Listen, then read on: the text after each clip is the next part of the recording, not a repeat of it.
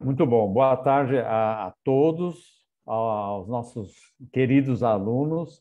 É com muita satisfação que nós abrimos a nossa palestra da Engenharia Civil do período da tarde e que nós temos a honra de receber o engenheiro Marco Antônio Barros, da Sabesp, que ele vai falar sobre o programa de despoluição do Rio Pinheiros. Então, eu vou fazer uma breve apresentação do engenheiro Marco Antônio, e aí eu passo a palavra a ele. Depois, no final da palestra, como todas as que a gente começou a fazer, vai continuar, vocês podem ir enviando perguntas no Q&A e a gente vai procurando, depois eu vou procurar passar ao engenheiro Marco Antônio. O engenheiro Marco Antônio Lopes Barros, ele é engenheiro civil formado pela Universidade de Mogi das Cruzes, com pós-graduação em saneamento básico pela Faculdade de Saúde Pública da USP. Ele tem 29 anos de história profissional na Sabesp, em grande parte dedicados à área de operação e manutenção de sistemas de distribuição de água e coleta de esgotos. Como superintendente da unidade de negócios de produção de água da Sabesp, ele esteve à frente da unidade quando ocorreu a maior crise hídrica já registrada no estado. Vocês devem se lembrar, fazendo um parênteses, lá nos idos de 2014 e 2015. Não é isso, engenheiro Marco Antônio? Exatamente, professor, é isso mesmo.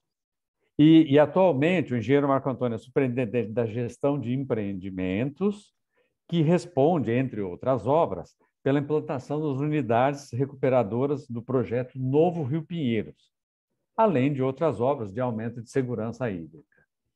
Então, pessoal, é um prazer a gente receber aqui o engenheiro Marco Antônio. Eu vou passar a palavra a ele para fazer a sua palestra. Fique à vontade, então. Professor Paulo Afonso, muito obrigado. Boa tarde a todos e a todas. Para mim é uma grande honra, uma grande satisfação. Me sinto muito honrado pelo convite. Acho que já é a terceira vez que eu participo de alguma palestra aqui na Semana de Engenharia do Mackenzie, desde a época que eu trabalhava na Unidade Leste. Acho que já é a terceira vez. E, mais uma vez, aqui, repito, me sinto muito honrado. Agora, falando de um assunto diferente do que eu falei da outras vezes, que era a questão de crise hídrica, a questão de abastecimento. Hoje nós vamos falar de algo que também é extremamente importante para a vida daqui da cidade de São Paulo e quem mora na cidade de São Paulo, que é o projeto de despoluição do Rio Pinheiros. Eu vou compartilhar uma apresentação, farei uma visão geral do projeto. Ele é muito mais detalhado do que os 45, 50 minutos que eu estarei falando aqui, mas no final tem o meu contato, quem tiver algum interesse extra para questionar, para perguntar ou até se interessar sobre o assunto, nós estamos à disposição, a Sabesp está inteiramente à disposição para poder explicar e demonstrar. Então, agora eu vou compartilhar uma apresentação.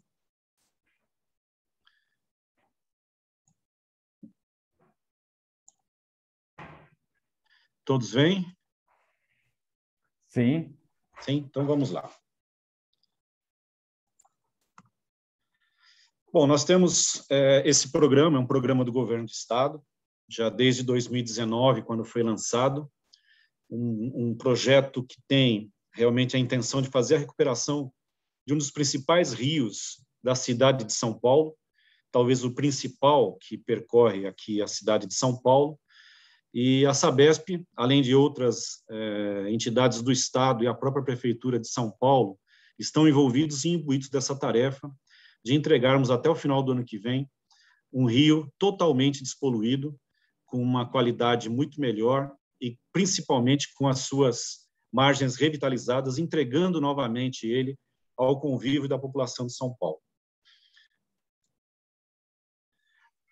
Contextualizando, nós temos aqui, é importante falar que o Rio Pinheiros ele está inserido na bacia do próprio Rio Tietê. Nós estamos aqui nessa faixa amarela, na bacia do Alto Tietê. O rio nasce em Salesópolis e percorre quase 1.100 quilômetros até desaguar no Rio Paraná. É o maior rio paulista, grande importância, o vetor do grande crescimento do estado de São Paulo. E aqui nós vemos as bacias hidrográficas que têm uma relação direta com o Rio Tietê ao longo do seu caminho, né? Nascendo aqui na região do Alto Tietê, onde nós estamos, temos o Médio Tietê, a partir da barragem ali de Santana do Parnaíba, o rio Piracicaba-Jundiaí, que lá em Barra Bonita ele acaba se encontrando com o Tietê, o próprio Tietê-Jacaré, né, que é já no meio, o Tietê-Batalha e o Baixo Tietê, já indo para a parte final do rio, chegando próximo à sua foz no Rio Paraná. Então, o rio mais importante de São Paulo, e o Pinheiros ele está inserido nesse contexto, né? Nós estamos aqui na região metropolitana, nós vemos uma visão de satélite aqui da nossa região metropolitana, da mancha urbana, que cada vez mais se expande, né, saindo do centro em direção às suas periferias, e a gente vê aqui os principais corpos d'água que tem na nossa região metropolitana, uma região que tem uma capacidade hídrica muito baixa, né? Nós temos uma vazão específica muito pequena disponível para a população que vive aqui, né? Uma característica muito peculiar da região metropolitana de São Paulo, é uma grande metrópole e está instalada numa região de cabeceira de rios, né? Isso mundialmente é absolutamente pitoresco, porque todas as outras grandes metrópoles, ou elas estão na beira do oceano, ou elas estão nas margens de rios, que não são cabeceiras, que já tem um corpo d'água, uma vazão muito grande que sustenta, que dá uma sustentabilidade hídrica para quem mora. Nós aqui temos um grande desafio a vencer, que é justamente fazer todo o saneamento e abastecimento dessa população numa cabeceira de rio com vazões pequenas. Vemos aqui novamente, né, o rio Tietê, o seu caminho desde Salesópolis e indo em direção ao interior. Os principais afluentes desse rio, como o Baquirivu-Guaçu, ali em Guarulhos, o Tamanduateí, que fica aqui no ABC e entra na região central de São Paulo, e o complexo, a região do Rio Pinheiros e do complexo Billings-Guarapiranga, né? Esse complexo todo montado e estruturado para geração de energia. E aqui destacamos de vermelho a subbacia hidrográfica do Rio Pinheiros. Todos os córregos que correm até ele e que fazem e compõem essa bacia e que, de alguma forma, contribuem para a qualidade da água desse rio. Então, é exatamente esse universo que nós estamos tratando aqui nessa palestra. O trabalho de despoluição e a recuperação da água deste rio, neste trecho onde nós estamos destacando. O grande objetivo, como disse, na melhoria das condições ambientais é a salubridade da bacia do Alto Tietê na região metropolitana, fazendo a redução da carga orgânica lançada e ampliando e otimizando de forma sustentável o sistema de coleta, transporte e tratamento de esgoto. O projeto Tietê, desde 92, quando foi lançado, a partir de uma demanda muito forte da população, da imprensa, que se organizou, e a Sabesp e o governo do estado, naquela ocasião, entenderam toda essa demanda e conseguiram construir um programa que vem atuando desde então e buscando gradativamente e constantemente a sua universalização. Desde então, mais de 3 bilhões de dólares foram investidos. É muito dinheiro, realmente bastante dinheiro investido. E isso se traduz em mais de 4.600 quilômetros de rede de coletores, troncos e interceptores que foram instalados. Se nós colocássemos toda essa tubulação alinhada linearmente, nós teríamos um trajeto de São Paulo até Bogotá, na Colômbia, de tubulação para transporte, coleta de esgoto nessa região metropolitana. Ampliamos a capacidade de tratamento, que era, em 92, de 8.500 litros por segundo, para mais de 24 metros cúbicos por segundo hoje. Só a estação de tratamento de Barueri, hoje, ela tem, sozinha, 16 metros cúbicos por segundo de capacidade de tratamento. É a maior unidade da América do Sul e ela é a 12ª do mundo em vazão de tratamento. Então, todo esse trabalho feito exatamente para poder ampliar a cobertura de rede de esgoto, que era de 70% para 92%, e principalmente aumentar a capacidade de tratamento, em volume de 24% para 83%. Então, nós tivemos, nesse período, a inclusão dentro dos sistemas de tratamento de esgoto da região metropolitana de mais de 12.400.000 pessoas. É mais do que Londres e Paris somadas. Então, nós vemos muitas vezes a dificuldade que a gente acaba vendo aí toda a demanda de que, depois de quase 30 anos de trabalho feito, nós ainda não conseguimos fazer a despoluição do rio Tietê, porém, a gente vê aqui o tamanho do esforço e de quanto é difícil a gente percorrer esse caminho para poder chegar. Mas estamos cada vez mais próximos de atingir esse objetivo. E essa despoluição do Pinheiros é parte desse programa, é uma das fatias que a gente está fazendo exatamente para buscar isso daí. Agora, algumas informações que são muito importantes, a gente teve aqui pelo SEAD, essa ampliação da capacidade de tratamento e da coleta de esgoto reduziu muito a mortalidade infantil na região metropolitana, caindo de 27 por mil de 92 para 11,2 por mil em 2019. Isso é uma redução muito significativa, melhora muito e traduz-se isso na questão da qualidade que a gente conseguiu para toda a vida, tudo que a gente acaba contribuindo para poder fazer a melhoria disso. E reduzimos a mancha crítica de poluição, que antes era de 530 quilômetros, quase metade ou mais da metade do rio Tietê tinha uma mancha crítica de poluição através do interior, e hoje nós reduzimos essa mancha para 150 quilômetros. Ainda é muito, a gente ainda tem muito a trabalhar, não tem dúvida, mas isso já consegue fazer com que o rio Tietê, do meio do estado, principalmente da barragem de Barra Bonita adiante, a Jusante, que a gente tem uma qualidade muito boa e o rio acaba se tornando, inclusive, um ponto de atrativo turístico.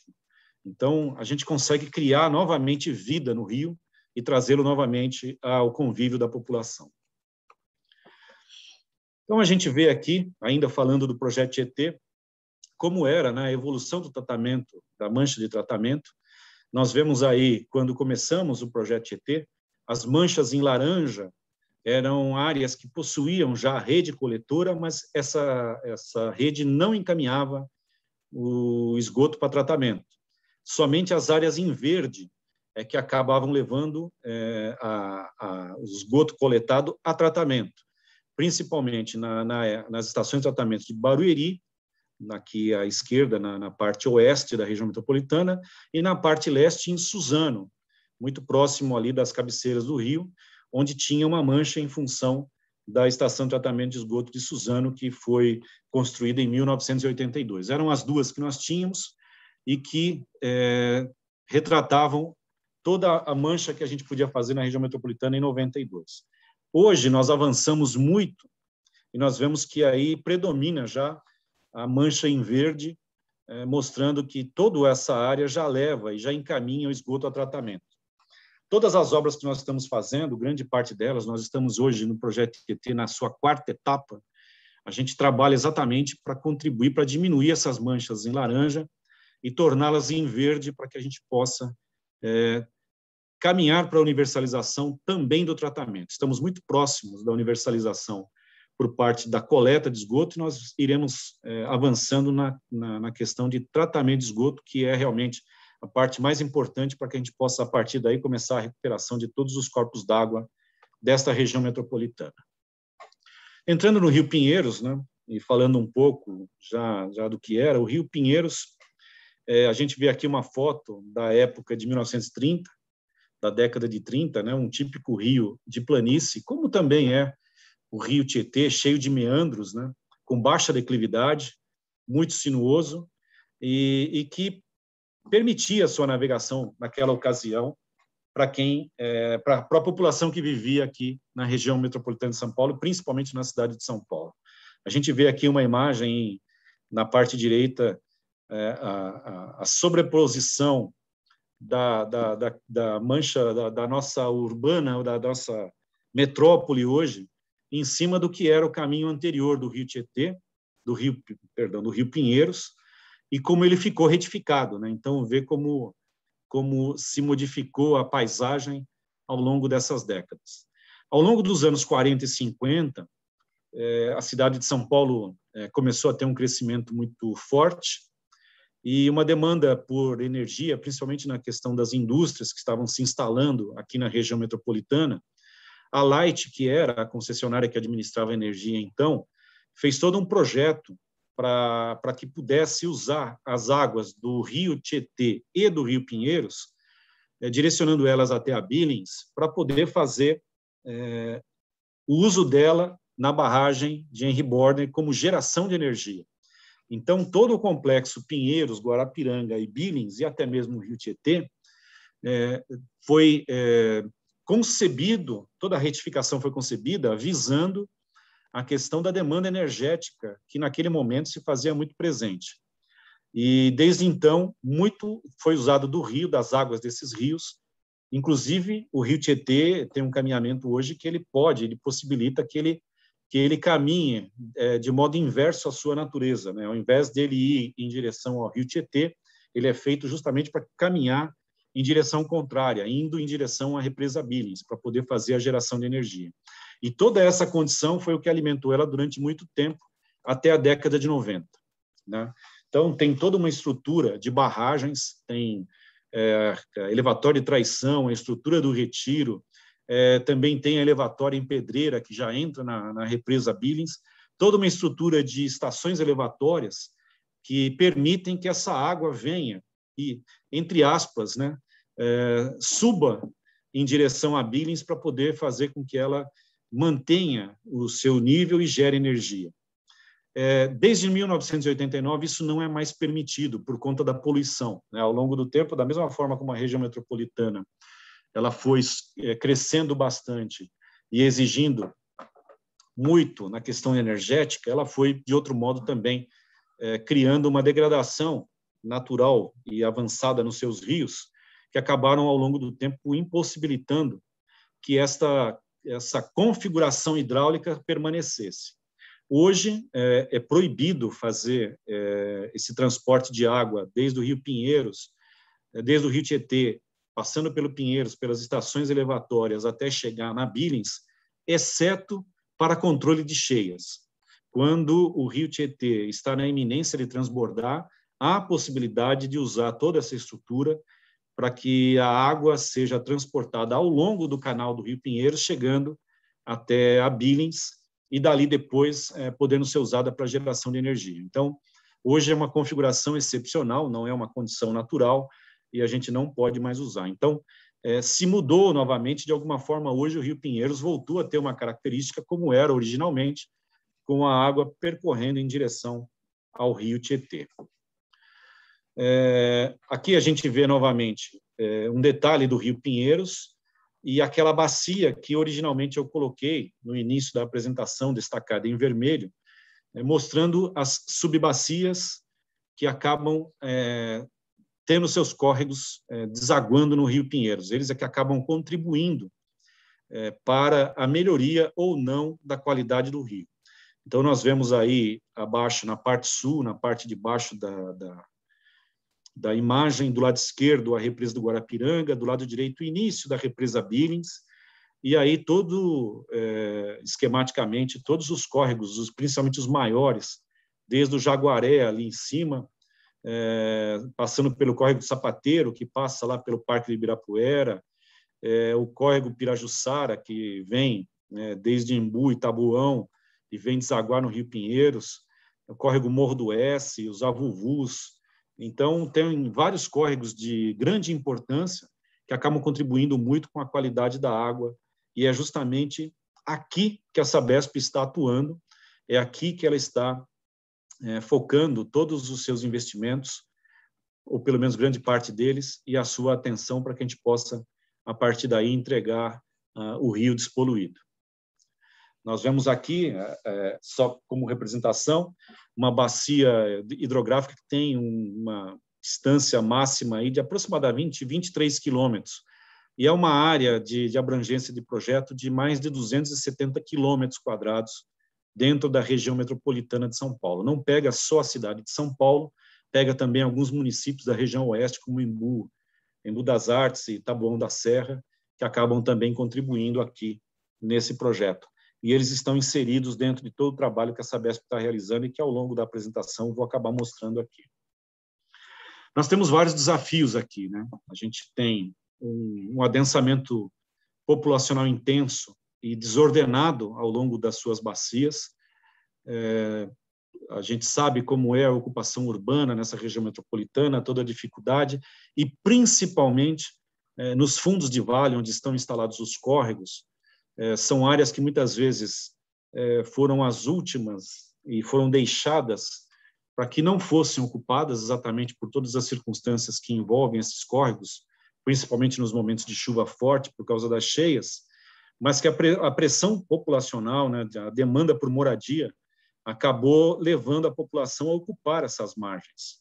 Eram espaços vagos que a população foi ocupando, e aí a gente vê do lado esquerdo, aqui na primeira imagem, como os córregos acabaram ficando confinados dentro de casas construídas de modo precário e que muitas vezes acabam sofrendo no período de cheias, de enchentes que a gente acaba não conseguindo controlar porque acabam ocupando as áreas que seriam naturalmente destinadas a um escoamento mais natural do córrego.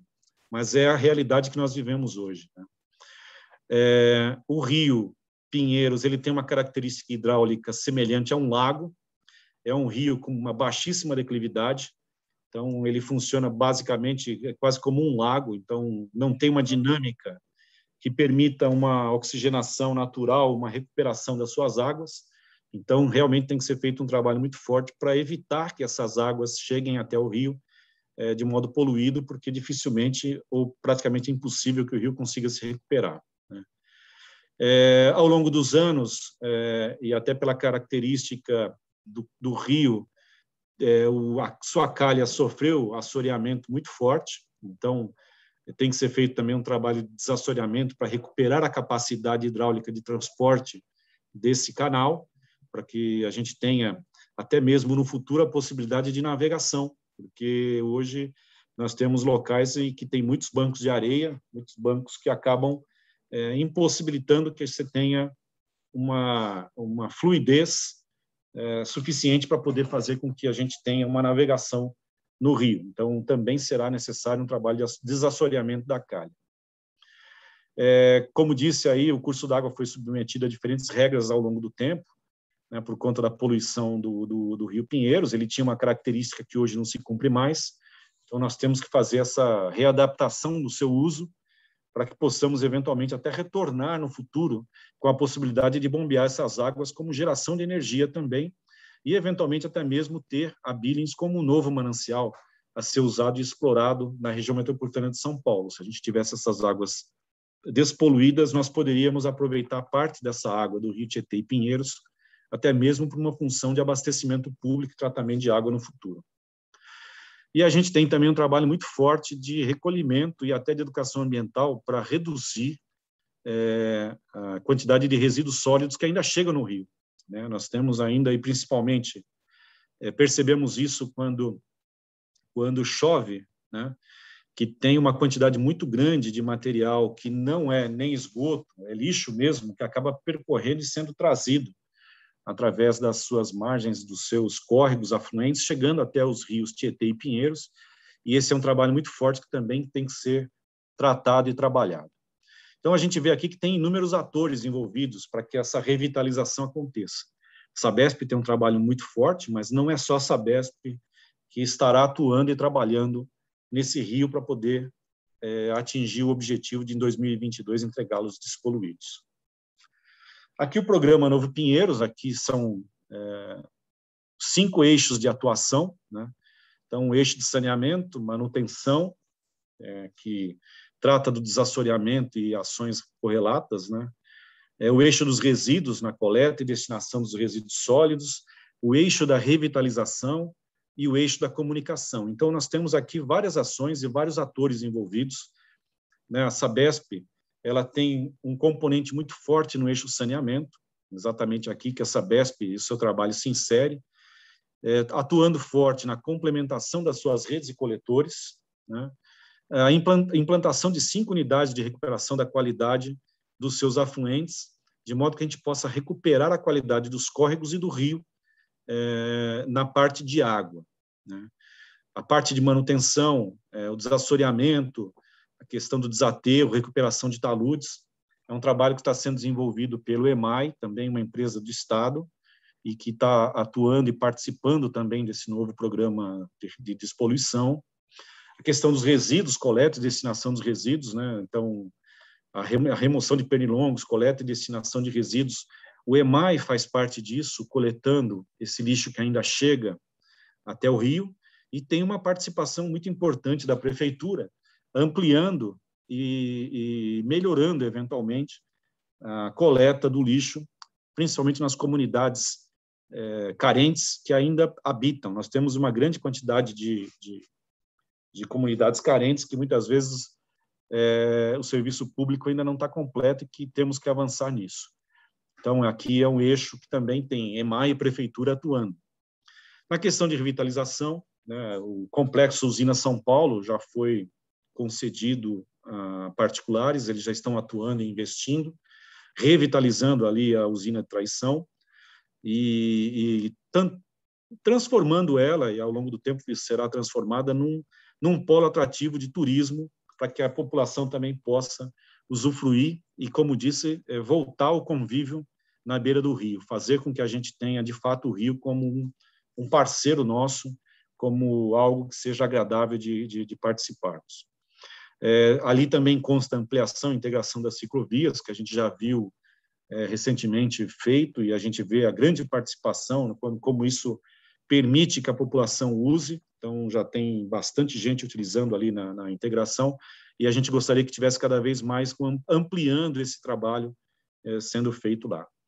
E algo que é muito importante é o eixo da comunicação. Os contratos da Sabesp têm um trabalho muito forte, veremos aqui, que eu passarei por ele também, de comunicação e educação socioambiental, atuando juntamente com a população. A gente tem um trabalho de governança colaborativa e entendemos que, após as ações estruturantes que todos esses órgãos estão fazendo, a preservação da qualidade do rio vai depender muito da consciência dessa população, de que ela entenda a importância do trabalho que ela também tem para poder fazer a preservação.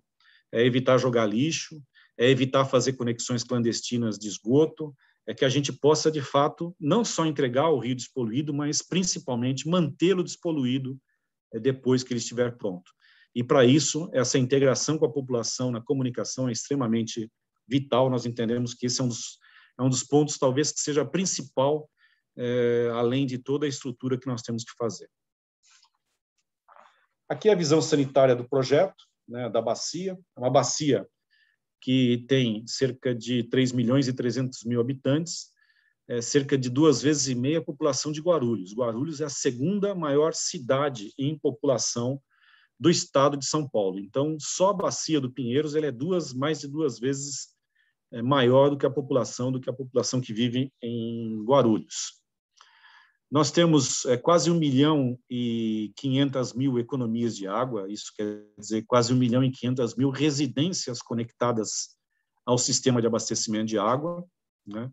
Isso gera, né, por nossas estimativas, um esgoto que na ordem de 7.400 litros por segundo. Então, toda essa população, essas conexões acabam gerando essa quantidade toda de esgoto. Hoje, de toda essa população, nós temos 1.300.000 residências conectadas à rede coletora de esgoto. São cerca de 6.700 litros por segundo de esgoto que é coletado. Mas tratado ainda não está completo. A gente só tem 800.000, ou tínhamos, né? Agora veremos aqui depois que a gente já avançou nisso, mas no início do projeto tínhamos 800.000 economias de esgoto tratado ainda, quer dizer, praticamente metade das conexões de água tinham economias de esgoto. Quem tem água, de alguma forma, gera esgoto. Então, de 7.400 litros potenciais que a gente tinha, na verdade, a gente fazia uma coleta de cerca de 4.600 litros por segundo de esgoto. Aqui alguns indicadores do lado direito. A cobertura de água, 100%, nós não temos mais nenhuma área que não seja atendida, né? A cobertura com esgoto, 95%, né? O atendimento com esgoto, 89%, nem toda a população está conectada. Esse é um trabalho também de conscientização, né, que a gente tem feito muito, que é realmente mostrar para a população a importância de estar conectado ao esgoto, ao invés deixar que ele vá pelas galerias de águas pluviais, a gente fazer a conexão.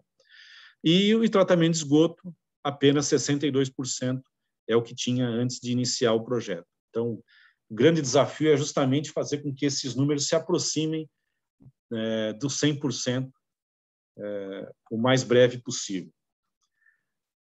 A ideia, de fato, é buscar esses 2.800 litros por segundo, que ainda não são levados a tratamento, encaminhá-los a tratamento.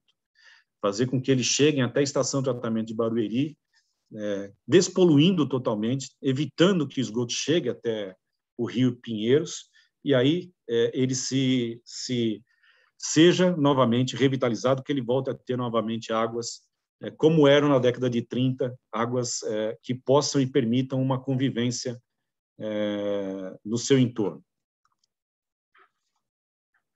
Aqui a gente vê o sistema de interceptação, de um modo geral, como funciona no Rio Pinheiros, né? Então, nós temos aqui interceptores que vêm desde os mananciais na Billings e Guarapiranga, quer dizer, toda a concepção do esgoto ele vem trazendo desde a Zona Sul, né? Chega até a estação elevatória de Pinheiros, e a partir daí ele é bombeado, atravessa a sua margem, sai da margem esquerda e vai para a margem direita, e aí, a partir daí, ele acaba se encaminhando para a estação de tratamento de esgoto de Barueri. Então, todo o caminho, todo o esgoto no entorno da Billings, em torno do Guarapiranga, que tem uma grande população, todo o projeto é justamente fazer com que ele venha através desses interceptores e chegue até a estação de tratamento de esgoto de Barueri. É lá que será feito o tratamento. Então, como disse aqui, tem as ações que estão previstas é justamente coleta, afastamento, tratamento nas subbacias, é a continuidade, na verdade, a despoluição do Pinheiros é uma continuidade do projeto Tietê, a intensificação e aceleração das ações operacionais para eliminar os lançamentos de esgoto clandestinos e aumentar os índices de coleta, e as intervenções diretas nos córregos, né, um tratamento localizado através das estações de recuperação, onde a gente não consegue ainda coletar o esgoto em algumas comunidades. A ideia é que a gente avance nisso. O total de investimento nesse programa é de 1 bilhão e 700 milhões de reais. Temos 16 contratos de ampliação do sistema de coleta e tratamento de esgoto, mais 3 contratos para a instalação das 5 Rs, né, unidades de recuperação de qualidade.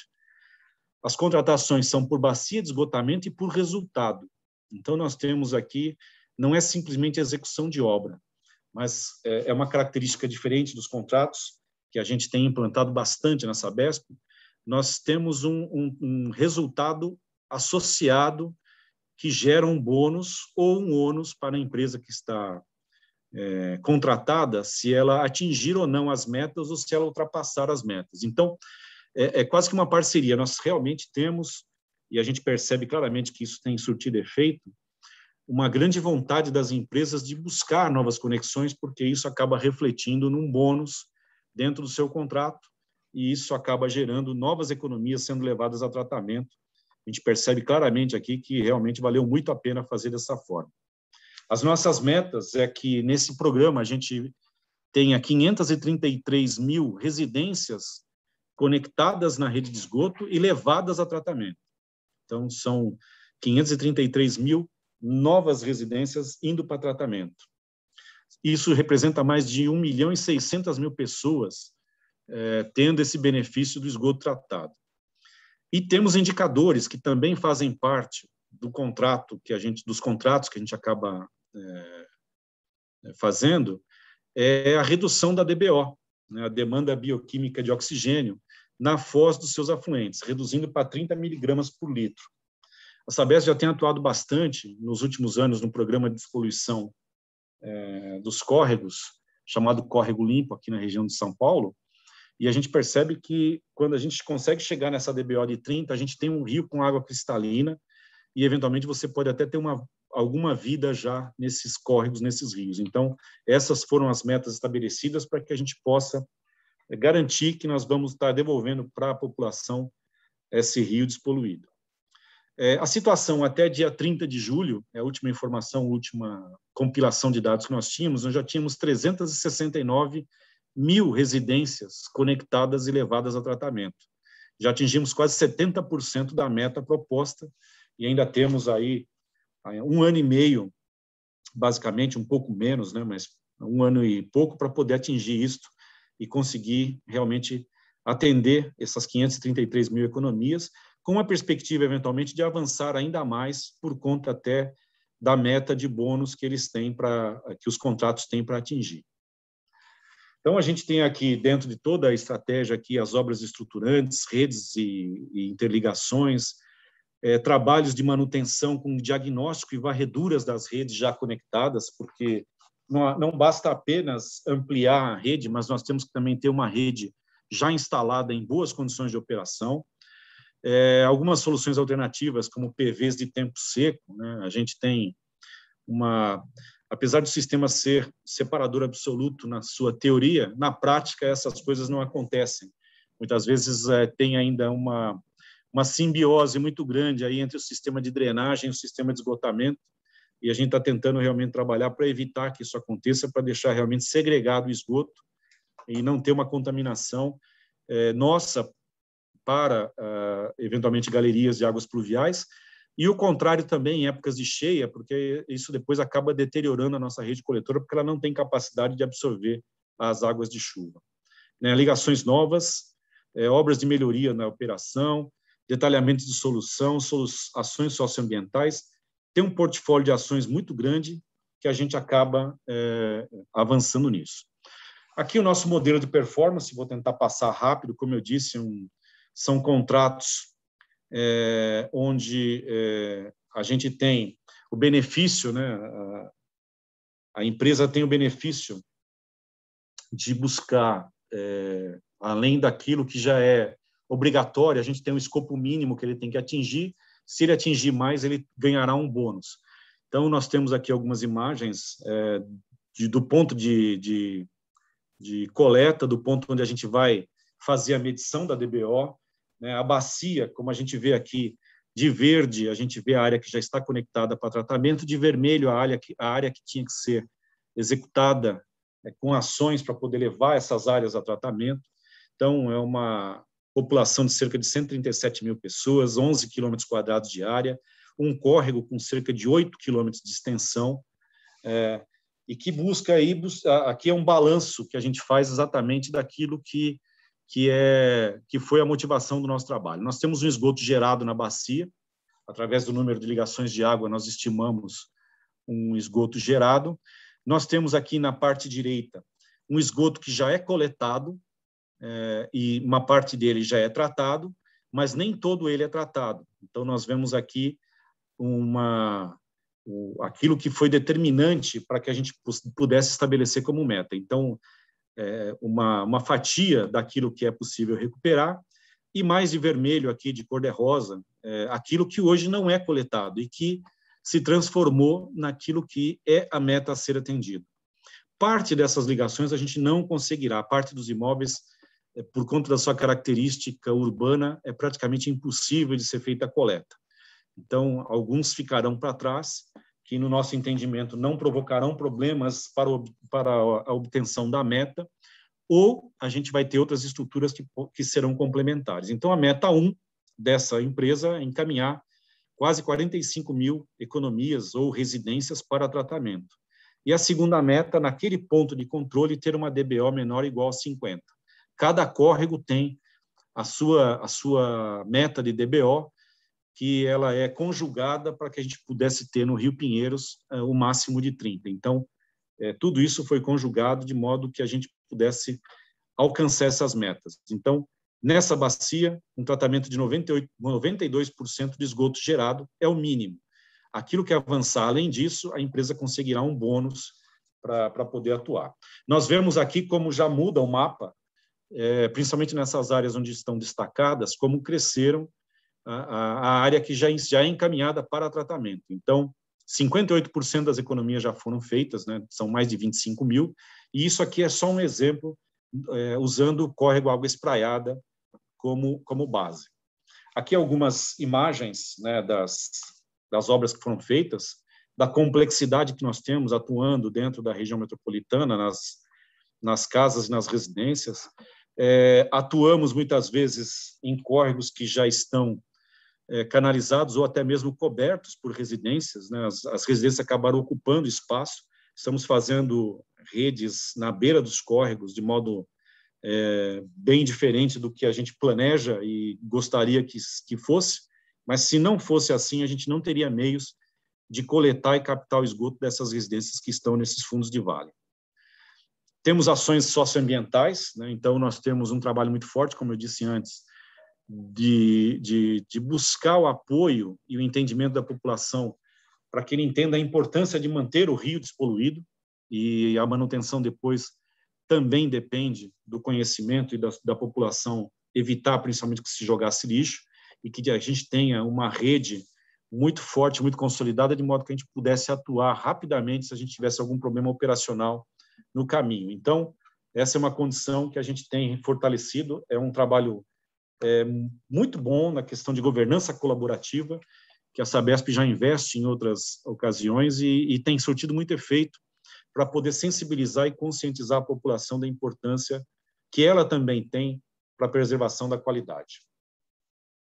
Então, a gente tem um envolvimento junto com as subprefeituras, participam também dessas reuniões a ANLURB, que é o órgão da prefeitura que cuida da limpeza pública e congrega, de alguma forma, os contratos de coleta de lixo, e também tem uma interface muito forte com as cooperativas de reciclagem. A gente tem fortalecido bastante esse trabalho na busca de criar condições para que a população, na beira dos córregos, criar condições de fazer também um trabalho de reciclagem. Isso ajuda, gera renda, então a gente tem investido bastante nisso. A Secretaria Municipal de Saúde, né, também, por conta de toda a influência que ela tem, a rede que ela possui, né, a capilaridade que ela tem na área, para que ela possa ser um vetor nosso de instruções, de comunicação, para poder orientar a população na preservação da qualidade e no saneamento básico. E, principalmente, a Secretaria do Verde e Meio Ambiente, criando ações de educação ambiental nas escolas e trabalhos de plantio de mudas na beira dos rios, na beira dos córregos, né?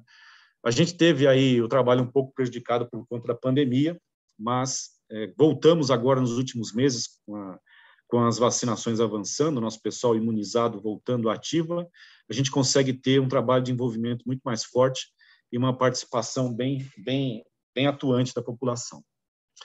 Aí a gente tem todas essas obras estruturantes, mas tem uma parcela que a gente vai ter que buscar de outra forma. A gente vê aqui como é um exemplo da população, aqui é o córrego Água Espraiada.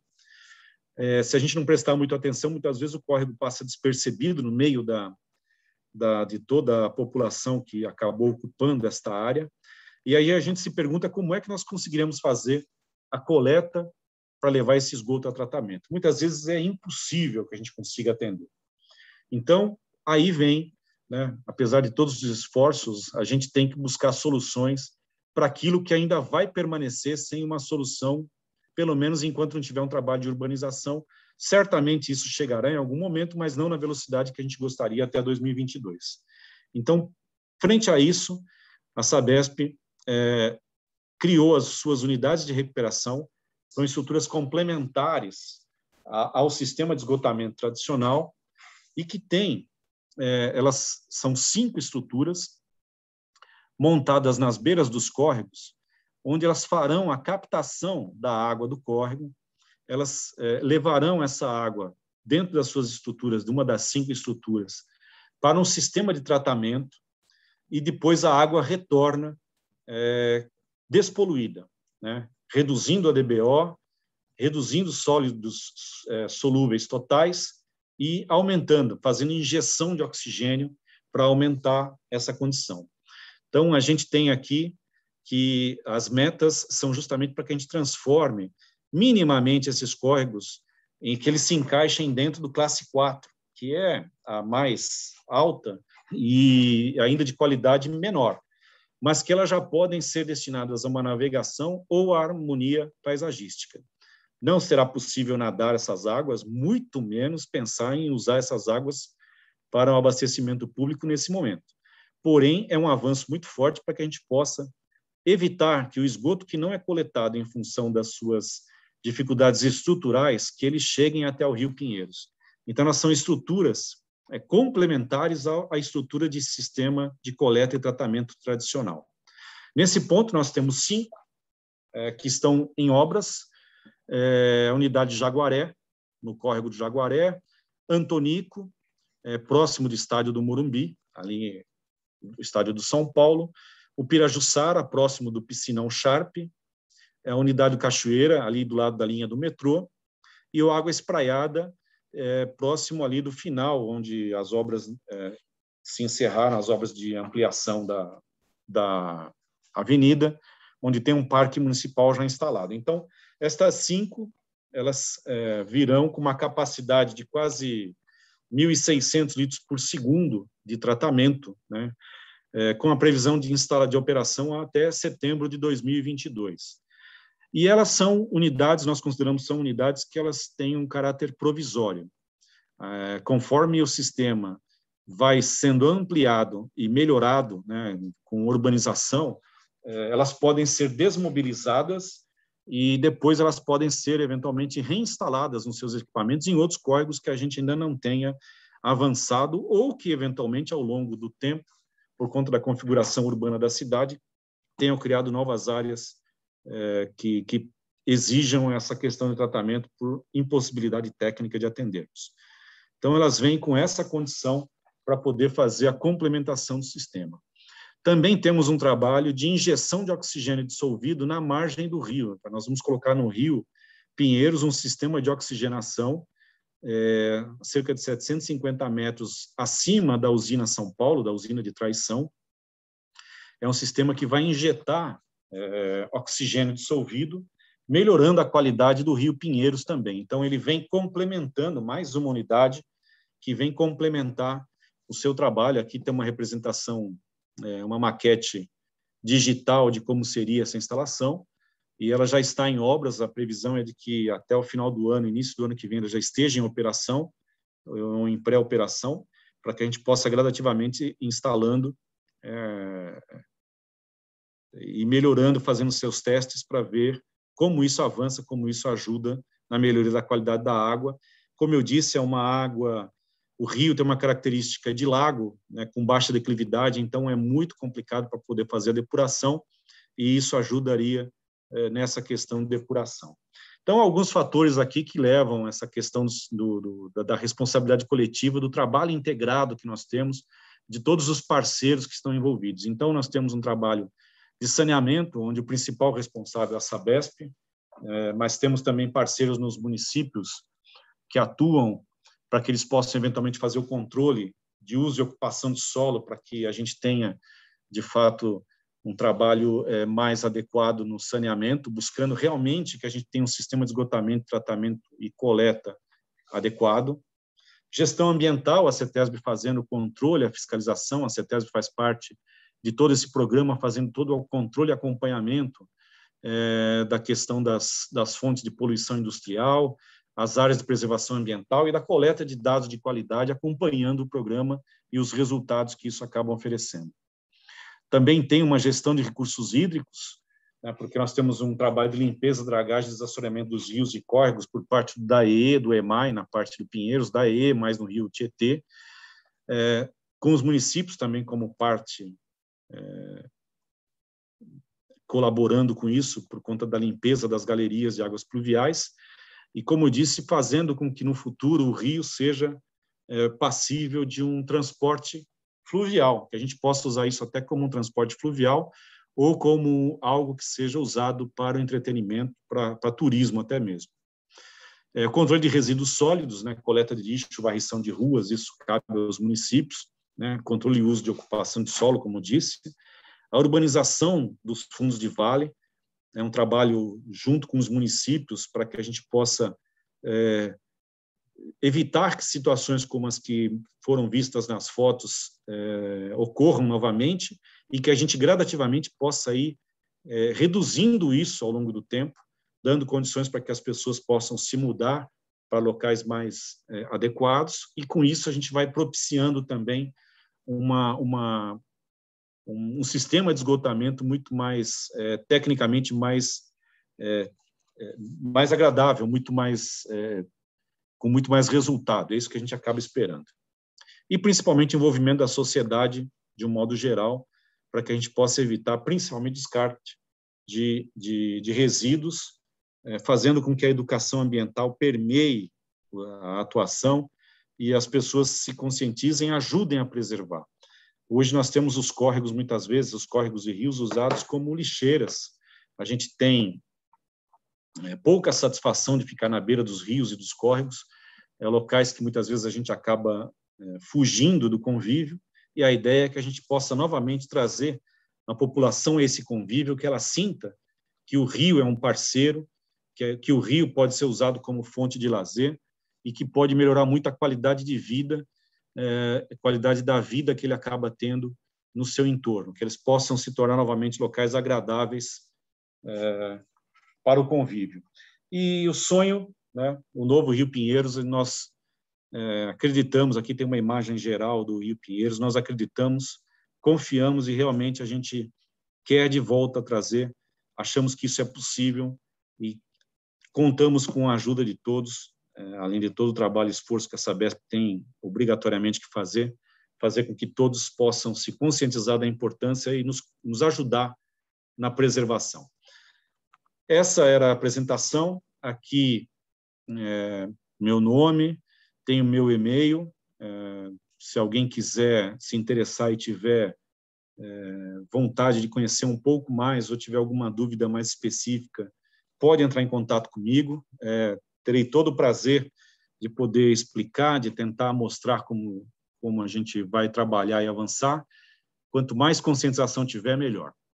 E a minha apresentação é essa, eu vou deixar de compartilhar e fico à disposição para as perguntas que possam vir depois. Professor Paulo Afonso, estou à sua disposição. Muito obrigado.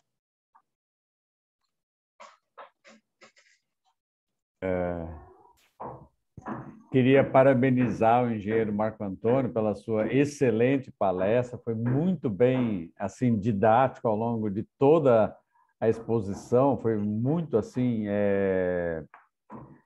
sequencial, com muitas imagens, com muitos destaques dos grandes temas abordados e que influem em todo esse processo, como que o Rio Pinheiros influi na poluição do Rio Tietê, toda a bacia, etc. Parabéns aí por sua apresentação. Então, agora eu vou procurar pegar no Q&A algumas perguntas que os alunos fizeram, né? A sua disponibilidade é até às 15h30, não? Então, nós temos aí... Exatamente. Então, aquelas que, eventualmente, a gente não conseguir responder, professor, o senhor pode me passar, tem o meu e-mail, me passe, e eu me comprometo a responder o mais breve possível, retornando para vocês. E aí vocês podem retornar para quem solicitou as questões. Fico à vontade. Perfeito. Então, nós vamos começar passando ao engenheiro Marco Antônio a primeira das perguntas. Deixa eu ver aqui, tem várias aí. Deixa eu procurar colocar aqui. Bom, a primeira aqui pergunta assim, de um dos alunos, não está identificado, se a poluição afeta no processo das chuvas. Ele está perguntando isso porque ele fala que, como agora estamos com reservatórios baixos, se a poluição tem alguma influência nisso. Não, nas chuvas, não. Nessa questão dos reservatórios, não. Acho que, assim, a poluição, logicamente, que impede que, eventualmente, um corpo hídrico seja usado, né? Então, nós temos uma vazão que passa aqui pela região metropolitana de São Paulo que ela não é usada. A gente só consegue aproveitar a cabeceira do Rio Tietê, no sistema produtor Alto Tietê, e uma parte da região do Guarapiranga. O Guarapiranga ele é bem usado, e uma parte da Bines. A gente poderia ter um potencial maior se a poluição, se nós não tivéssemos os rios poluídos, não tem dúvida. A gente tem que entender que esse é um processo natural de depuração que a gente agora está fazendo. Então, gradativamente, a gente vai buscar isso para que possamos, eventualmente, no futuro, usar, né? Agora, a poluição, nesse momento, nessa situação, ela não influencia nessa questão da baixa de chuvas. Eu acho que os fatores que acabam influenciando a pouca chuva, elas são maiores do que só a poluição da região metropolitana ou do Rio. A gente vê aí um desmatamento muito forte, a gente depende muito das chuvas que vêm da Amazônia, da umidade que vem da Amazônia, principalmente no verão, para que elas possam alimentar os reservatórios, e a gente tem percebido nos últimos anos que isso não tem acontecido de modo suficiente. Então, acho que existem talvez outros fatores maiores e mais macro na questão climática do que necessariamente só a poluição específica do Rio. Não, perfeito. Obrigado. A segunda pergunta também é interessante aqui, de uma das alunas, a Beatriz, ela quer saber qual é a diferença entre uma obra DBO e uma URQ. Porque pelo que isso estou reproduzindo o que ela escreveu, pelo que ela entendeu, as duas trabalham com indicadores de melhoria de água. Eu não entendi a questão da obra DBO. Assim, a gente tem, eu vou tentar captar o que ela fez, né? Na verdade, assim, o DBO é um indicador de qualidade da água. Perfeito. Que, na verdade, assim, ele não tem diferença em relação a qualquer obra que a gente faça, não existe uma diferença entre elas, né? O que a gente tem é as obras que fazem a coleta e o tratamento, que são as obras estruturais, as obras, diria, tradicionais que a Sabesp realiza, elas vão retirar o esgoto que muitas vezes chega até o córrego de modo direto. E isso vai fazer com que esses contratos tenham um acompanhamento e um índice de acompanhamento medido num determinado ponto, que o DBO é um indicador, e que ele naturalmente vai ser atingido porque você está retirando o esgotamento, né, o esgoto que gera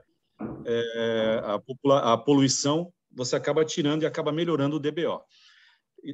De modo semelhante, as unidades de recuperação que eu falei, elas também são obras que pontualmente fazem isso diretamente no córrego. Então, nós capturamos a água do córrego, que chega com um DBO X, e reduzimos, é feito um processo de tratamento nesta água, de modo que a gente devolva a água com um DBO adequado, que também tem 30 de meta.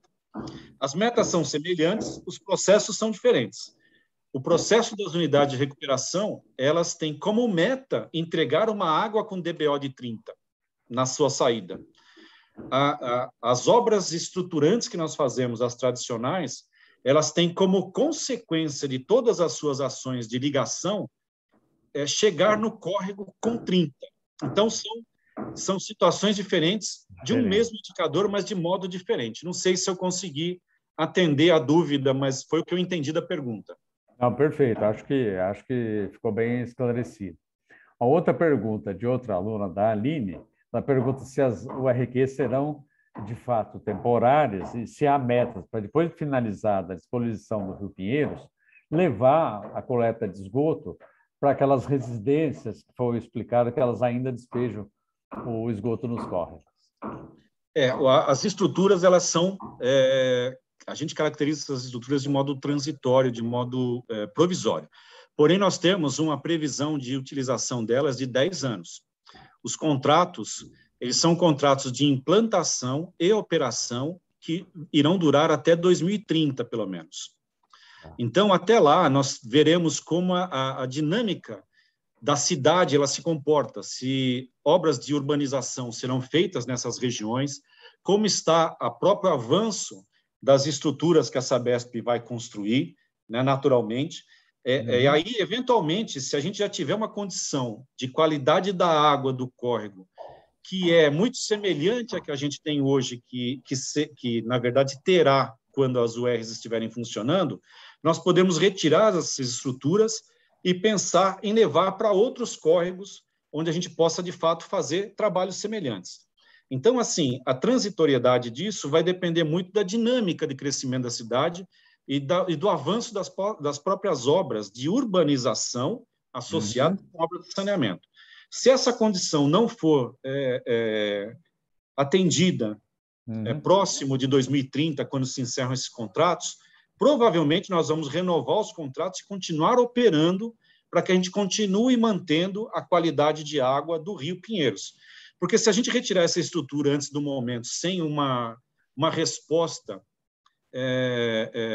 semelhante, que possa dar um efeito semelhante, a gente volta a poluir o Rio Pinheiros novamente. Então, ela só sairá de lá quando a gente tiver condições comprovadas de que outras estruturas substituem em resultado aquilo que a UR hoje oferecerá. Excelente, acho que esclareceu bastante, engenheiro Marco Antônio. Agora eu vou engatar a pergunta de duas alunos de uma vez só, que são muito semelhantes. Eles perguntam assim, para a despoluição do Rio Pinheiros e, portanto, do Tietê, qual que é o maior desafio a ser superado? A gente sabe que são vários, mas eles estão perguntando qual eu acho que seria o maior deles. O grande desafio que a gente tem é justamente o atendimento das áreas subnormais, né? A gente viu ali que onde tiver condições de instalação de estrutura, né, quando a urbanização ela é feita de um modo mais tradicional, a Sabesp consegue entrar com rede, ela tem solução técnica para poder atender. O grande desafio que a gente tem é justamente atender as áreas onde ainda, como eu mostrei na foto, há uma grande ocupação, ali a gente não tem condições de captar o esgoto, né? Então, muitas vezes, a gente, inclusive, é impedido de entrar porque são áreas particulares, ainda tem o imbróglio jurídico, as pessoas ocuparam as áreas, nós não podemos atender. Então, o grande desafio nosso é vencer exatamente essa questão da condição de uso e ocupação do solo. A partir do momento que a gente tiver isso equacionado, de modo que a gente tenha uma reestruturação das áreas, a gente não fala que precisa necessariamente tirar todas as pessoas de lá, mas, às vezes, você criar condições para que quem fique, a gente consiga atender com obras que sejam tecnicamente mais adequadas, a gente conseguiria atender. Então, o grande desafio nosso é justamente vencer essa condição. E aí não depende só da Sabesp, né? A questão de uso e ocupação de solo, urbanismo, é uma atuação das prefeituras. Nós podemos atuar junto, entrando com a nossa infraestrutura, mas se a gente não tiver um parceiro muito forte na prefeitura, com um projeto muito forte de reurbanização, a gente não consegue fazer. Nós não conseguimos entrar. É simplesmente impossível, tecnicamente, de você assentar uma tubulação onde, às vezes, não cabe nenhuma pessoa andando direito. Então, isso é realmente o grande desafio. Projeto Tietê, projeto de exploração de Pinheiros, para qualquer outro lugar que você tenha que fazer esgotamento, essa condição acho que é o maior desafio que a gente tem que vencer. Perfeito. Inclusive, com isso, já estão respondidas as duas próximas perguntas, que eram como resolver o problema do esgoto ilegal e qual que seria a principal dificuldade para essa revitalização do rio. Um pouco da solução do esgoto ilegal são as unidades de recuperação que a gente acaba fazendo. Assim, a gente acaba atuando muito no efeito, né? A gente não ataca necessariamente a causa, mas a gente ataca o efeito. E, de alguma forma, você tenta, a partir do momento que você instala as URs, dali para baixo, a jusante, você tenta dar uma condição melhor de qualidade do rio. E você fica, vamos dizer assim, você fica no limite de onde você atua, para você depois, a partir dali, buscar soluções que transformem dali para cima, dali a montante, uma condição melhor e mais adequada de esgotamento, e que o rio também volte, naquele momento, a ter uma qualidade melhor. Perfeito. Existem também alguns alunos parabenizando pela sua palestra, tá bom, Gê? Obrigado, muito obrigado, gente. Tem um outro que pergunta aqui, um acidente recente, como nós temos tempo, estou aproveitando fazer todas as perguntas. Vamos fazer, aproveita o momento. Ele está perguntando que o acidente recente de um equipamento que caiu no Rio Pinheiros impacta nesse trabalho. Eu não sei a que equipamento, na verdade, ele está se referindo. Que acidente? Eu desconheço. Desconheço o que aconteceu. Eu acho que ele se refere a uma passarela que estava sendo construída na estação Santo Amaro. Acho que estava sendo ampliada e estava sendo feita uma ampliação e acabou desabando sobre o rio. Perfeito. Presumo que seja isso. Não sei se mas é o último que eu me lembro. É bem provável mesmo. Tá bom. Ela interfere pontualmente no momento só. Ela não, eventualmente ela acaba impedindo que você faça algum trabalho específico, se tivesse programado, um trabalho de desassoreamento, eventualmente, mas assim, ela não vai impactar porque eu nem sei se já não foi retirado de lá, mas rapidamente será, e aí o impacto é quase zero. Eventualmente, o impacto é só no momento que ela está lá instalada. Perfeito. Obrigado. Outro aluno pergunta se existem técnicas naturais que possam ajudar com o saneamento e tratamento de rios e córregos. Não sei Sim, bem claro o que ele... Mas, enfim. eu acho que tem sim. A gente tem muitas, ao longo no mundo inteiro, tem muitas possibilidades de criação de wetlands, né? São áreas alagadiças onde você coloca plantas que ajudam no tratamento da água, né? Porém, a gente não tem espaço aqui na região metropolitana para fazer essa condição. Muitas vezes, os nossos corpos d'água e alguns onde nós estamos instalando as URs já são corpos d'água com canalização feita. Então, isso impossibilita que você pense em fazer algo assim. Para que a gente pudesse ter uma condição como essa, nós tínhamos que ter uma característica de córrego ou de rio muito mais natural, onde você pudesse colocar plantas que são adequadas para esse fim, né? E que elas pudessem ajudar num trabalho de limpeza e de despoluição do rio, que acontece. Então, a gente vê em outros locais com menos adensamento urbano que wetlands servem muito bem para isso, né? Mas, no caso nosso, aqui na região metropolitana, não serviria pela característica dos córregos. Então, a gente tem córregos confinados, a gente viu aí as fotos onde nós estamos atuando, não dá para instalar, ou eles estão canalizados e até mesmo cobertos, muitas vezes. Então, isso impossibilita que a gente tenha esse tipo de tratamento sendo implantado. Mas existem, sim, alternativas naturais que contribuem. Elas não são sozinhas, elas não dão conta do recado, né? Mas elas ajudam, sim, numa complementação na qualidade da água. Quando a poluição ela de pequena monta ainda, ela ajuda bastante, sim, ela poderia ser implantada. Perfeito. Obrigado. Isso praticamente já respondeu as duas próximas perguntas aqui, que um dos alunos estava perguntando justamente das wetlands e o outro perguntando sobre ilhas flutuantes com plantas. Acho que no fundo, acho que ele está fazendo a mesma pergunta, né? Eventualmente isso poderia ser colocado no Pinheiros, porém a vazão é muito grande, né?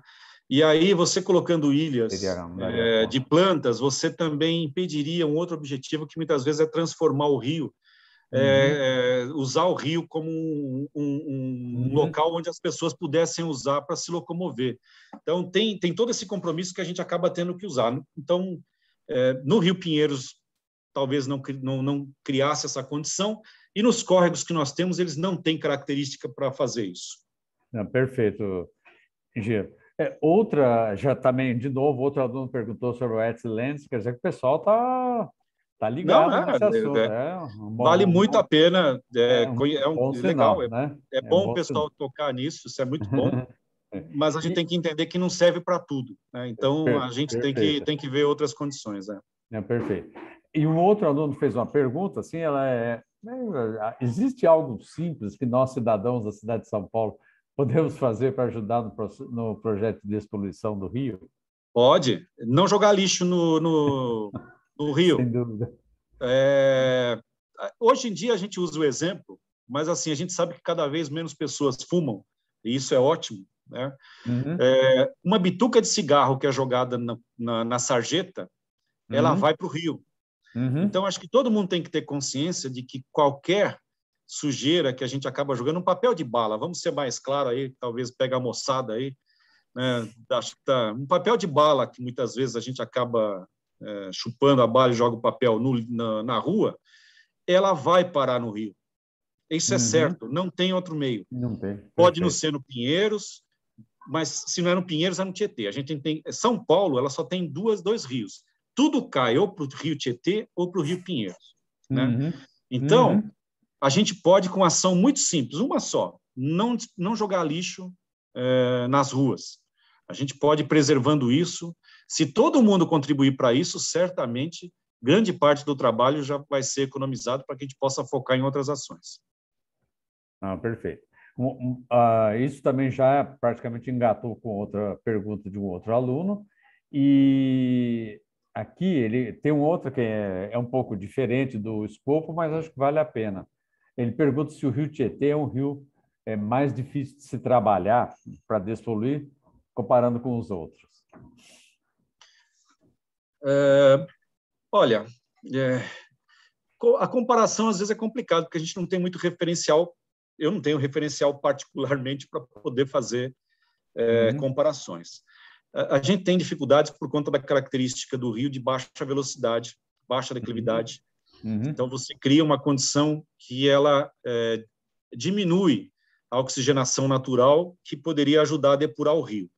O rio Tietê, ele, aqui no Planalto, ele é muito tranquilo, né? Quando ele vai para o interior, ele tem alguns lugares que ele tem alguns saltos, ele tem algumas barragens que acabam ajudando.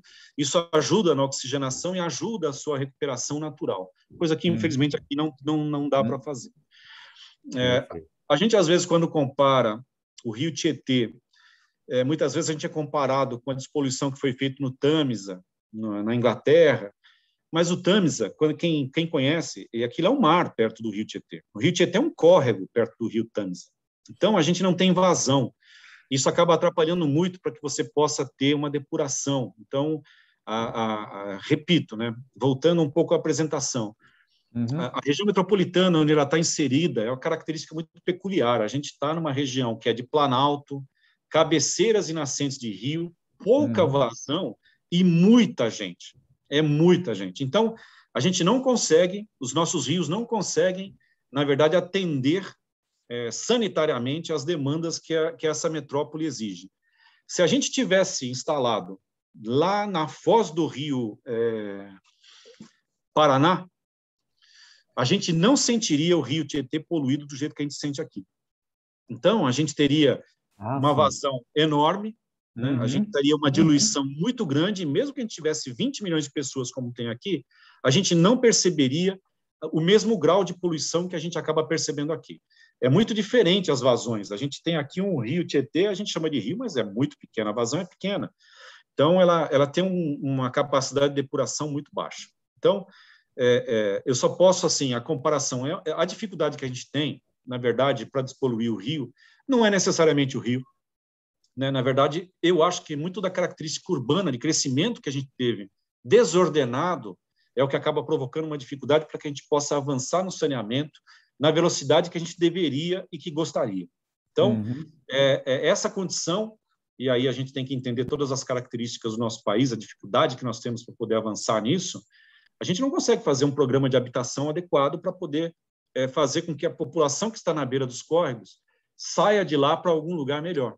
A gente não consegue fazer isso. Então, enquanto isso se permanecer, toda dificuldade sempre haverá, e não é só para saneamento, para todos os outros serviços públicos isso acaba sendo uma influência ruim, né? Então, a dificuldade, ela não é necessariamente do rio. O rio tem a sua característica, a gente se adapta a ele e faz.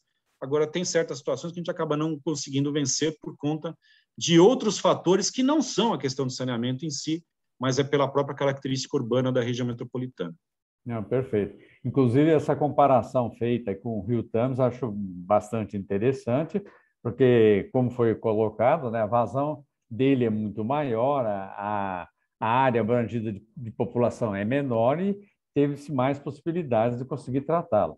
E se a gente for ver um pouco em termos geológicos, né, a cidade de São Paulo tem um certo azar, porque ela está numa bacia sedimentar, com cabeceiras do lado leste, um pouquinho do sul, mas ela não tem caimento, até chegar ali em Santana de Parnaíba, praticamente, né? Tem um alto estrutural do substrato rochoso que não deixa o rio Tietê, e, portanto, todos que vão a ele, correr numa velocidade melhor, não é isso? Exatamente. Se a gente tivesse uma velocidade maior no rio, certamente a característica do rio seria melhor hoje, né? A gente não teria uma condição como temos hoje. A gente teria... Essa fluidez ajudaria muito para que a gente pudesse ter um rio melhor, com a melhor qualidade, certamente. Perfeito. Bom, nós estamos chegando às perguntas finais. Olha, o interesse foi... Tem um monte de perguntas, umas 30. Eu vou tentar emendar aqui, porque nós estamos com o tempo mais ou menos chegando ao final. Mas aqui eles perguntam se é possível que, com essa despoluição, possam surgir mais alguma obra de urbanismo ao longo das margens do Rio Pinheiros. Sim, eu acho que quando a gente consegue uma revitalização, muda a percepção da população para aquele rio, e isso acaba atraindo, eventualmente, uma nova ocupação, né? Então, isso sim pode acontecer. E é isso que a gente conta, a gente está apostando muito nisso, que essa condição de revitalização provoque uma atenção, né, principalmente no setor privado, e que, de alguma forma, atraia com novos empreendimentos, e isso naturalmente acaba gerando uma nova atenção no Rio e um círculo virtuoso que acaba fazendo com que as coisas acabem melhorando naturalmente, sem necessariamente, às vezes, uma intervenção do Estado, que às vezes é sempre muito mais complicado. Não, perfeito. Aqui um outro aluno pergunta, tem gente interessada na área de saneamento, está querendo perguntar, para seguir nessa área, o que ele poderia fazer, né? Teria que fazer especializações, né? Especializações em saneamento básico, em sistemas de saneamento. Acho que existem poucos cursos, a gente tem que ser claro. Muitas vezes, eu já fui também estudante de engenharia e a gente às vezes tem poucas opções. A gente acaba, na verdade, quando surge a oportunidade de trabalhar na empresa, a gente acaba se desenvolvendo internamente. Mas para quem tem interesse, buscar alguns cursos relacionados a saneamento, acho que é importante, porque tem um campo ainda extenso aqui no Brasil e é muito importante que a gente tenha profissionais interessados nesse assunto para continuar desenvolvendo aí o trabalho que a gente realiza. Perfeito. Nós estamos quase terminando, engenheiro Marco Antônio, acho que temos aí uns 8 minutos. Eu estou tentando ainda tem tempo. Buscar as últimas perguntas. Eu estou sempre filtrando e juntando perguntas para... De novo, tem comentários parabenizando pela sua palestra, viu? Teve vários aqui, tá? Obrigado, obrigado. E, de fato, foi muito boa mesmo. Olha, um deles está perguntando aqui qual que é o destino do material tratado pelas URQs. Eu estou colocando já numa linguagem mais técnica o que o aluno perguntou. Tá? Muito bom. Boa pergunta que acabou passando sem falar isso, né?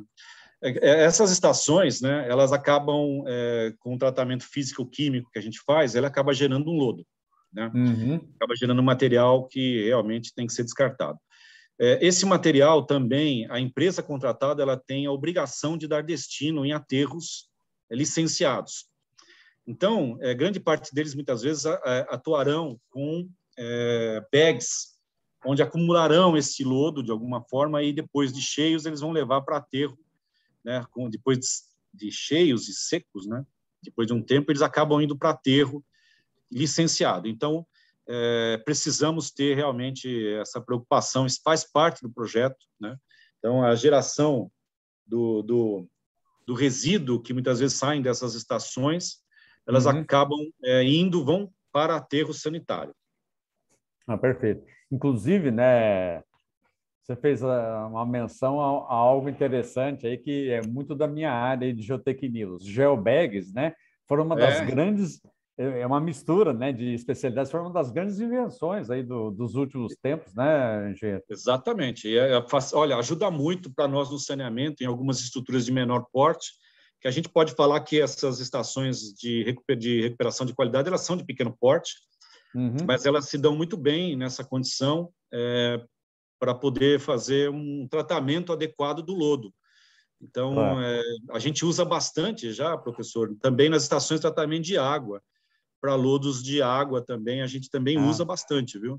Então, é realmente uma solução que surgiu aí nos últimos 20 anos e tem sido muito utilizado, muito utilizado, realmente.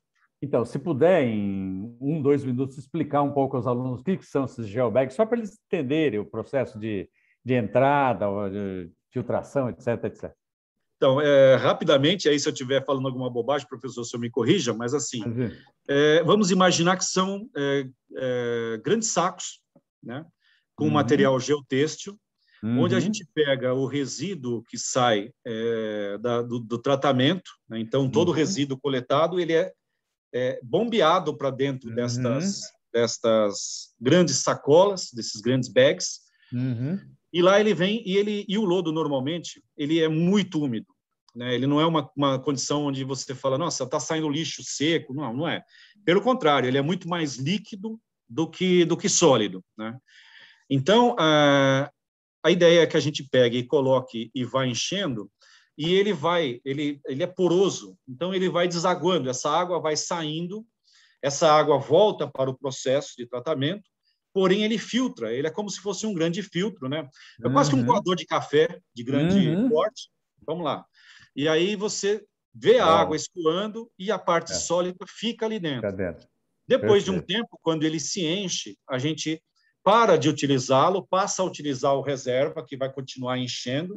Ele vai secando mais ainda, vai drenando, drenando, secando mais ainda, até chegar num ponto onde ele já chegou talvez no seu máximo, e a partir daí a empresa pega e recolhe, através de um guindaste, recolhe esse saco, coloca quase que num guincho de carro, mais ou menos assim, num caminhão, coloca e leva para o aterro onde ele será descartado. Muitas vezes esses bags também podem ser reaproveitados, né, professor? Eventualmente, dependendo, você pode até abrir e reaproveitar esses bags de alguma forma quando o lodo, principalmente lodo de água, que ele não é orgânico, ajuda bastante, a gente consegue ainda eventualmente aproveitar. Mas é basicamente isso. Se eu falei alguma bobagem, me perdoe, professor. Não, perfeito. É até legal para os alunos terem essa ideia, porque o geobag são coisas gigantescas, Gigantes, né? É bacana, coisa de 20 metros, 30 metros de comprimento. É bacana eles terem essa ideia, que é uma grande, digamos, né, invenção, juntando as duas áreas, a sua e a minha, né, para um descarte mais adequado, ocupando menos espaço, né, no fim das contas, né? Exatamente. Bom, engenheiro Marco Antônio, nós temos 4 minutos só aqui. Acho que conseguimos cobrir todas as perguntas que foram feitas aqui. Se alguma ficou, professor, pode me mandar, eu faço questão de responder por escrito, né? Não é pessoalmente, mas por escrito, não tem problema nenhum. E se alguém se interessar e quiser depois, também pode mandar, que a gente acaba respondendo aqui. Não, perfeito. Tem uma última que eu acho que vale a pena, que fugiu um pouco do padrão de algumas das outras perguntas. O aluno está perguntando, se não se identificou, se o campo de saneamento abre espaço para estudos sobre química. Sim. A gente se baseia muito na química. Tratamento de água, né? A gente pega a água bruta, como a gente fala aqui, né? Natural, e transforma ela em água potável, é pura química. Então, quem atua nessa área e tem interesse, esse é um campo muito forte, a gente atua muito fortemente com a questão química. Tratamento de esgoto também tem uma visão química muito forte, então a gente trabalha muito com produtos aqui que fazem exatamente essa questão de tratamento. Então, sim, é um campo fértil para quem tem interesse, quem trabalha com química para atuar, certamente. Não, perfeito. Olha, acho que conseguimos, engenheiro Marco Antônio, varrer todas as perguntas. Aí. Tinha mais de 30, eu fui tentando sintetizar por semelhança entre elas, né? E queria, mais uma vez, lhe agradecer muito por ter aceito o nosso convite, né, da Escola de Engenharia, aí comemoração dos seus 125 anos, de proferir a palestra, que foi muito bem feita, muito didática, muito, assim, ilustrativa, assim, tem, né, realmente um ar aí muito não só de engenheiro, como de professor mesmo. Muito boa. Parabéns. Obrigado. Aí e agradecemos muito aí pela sua presença. Agradecemos também a presença dos alunos. Depois, a nossa Escola de Engenharia vai enviar via e-mail um certificado sobre a sua participação como palestrante. Tá bom? Tá ok. Muito obrigado, professor. Queria lhe agradecer muito aí. Fiquei muito feliz porque a participação atingiu o total possível no Zoom, que é os 500 alunos. Parabéns aí mais uma vez, viu? Um grande abraço. Isso é bom.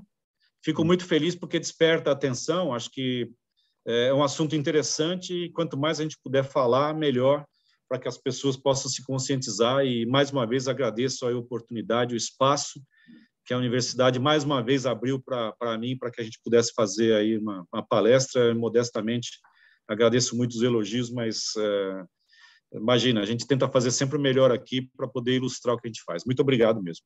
Nós é que agradecemos. De fato, foi muito didática, até porque foi, inclusive, colocado, né, logo no início, a questão do Pinheiros, as outras bacias dos outros rios, para o Tietê. Assim, o aluno tem uma visão muito geral da nossa grande São Paulo, região metropolitana. Acho que isso é fundamental, né?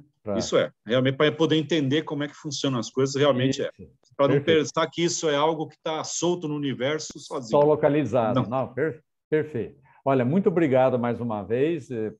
Meus parabéns aí. A gente fica muito satisfeito aí pela palestra que foi feita aí, tá bom? Muito obrigado, obrigado a todos e todas. Um grande abraço aí, tá bom? Até logo. Tchau. Tchau, tchau.